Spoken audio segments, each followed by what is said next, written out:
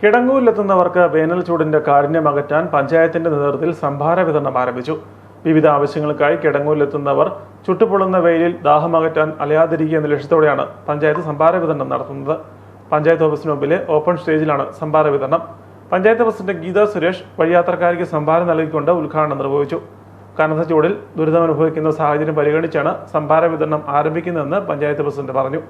വേനൽ ചൂട് രൂക്ഷമായതിനെ തുടർന്ന് കിടങ്ങൂർ ഗ്രാമപഞ്ചായത്ത് കിടങ്ങൂര് ടൗണുമായി ബന്ധപ്പെട്ടിരിക്കുന്നവർക്കും വിവിധ സ്ഥാപനങ്ങളിൽ വരുന്നവർക്കുമായി സൗജന്യ കുടിവെള്ള വിതരണം ഇന്ന് ഉദ്ഘാടനം ചെയ്യപ്പെടുകയാണ്.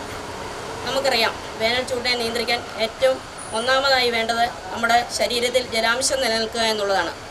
ഡോക്ടർമാർ പോലും പറയുന്നത് ഓരോ മണിക്കൂർ വിട്ട് ദാഹമില്ലെങ്കിൽ പോലും നമ്മൾ ജലം കുടിക്കണമെന്ന് തന്നെയാണ്. സൗജന്യ കുടിവെള്ള സംഭാര വിതരണം ഉദ്ഘാടനം ചെയ്യപ്പെടുകയാണ്. സമീപ പഞ്ചായത്തുകളിലൊന്നും ഇത്തരത്തിലുള്ള സംഭാര വിതരണം നടക്കുന്നില്ല എന്നതും ശ്രദ്ധേയമാണ്. വിവിധ പഞ്ചായത്ത് അംഗങ്ങൾ, പഞ്ചായത്ത് സെക്രട്ടറി, കൃഷി ഓഫീസർ, പഞ്ചായത്ത് ജീവനക്കാർ തുടങ്ങിയവരും പങ്കെടുത്തു.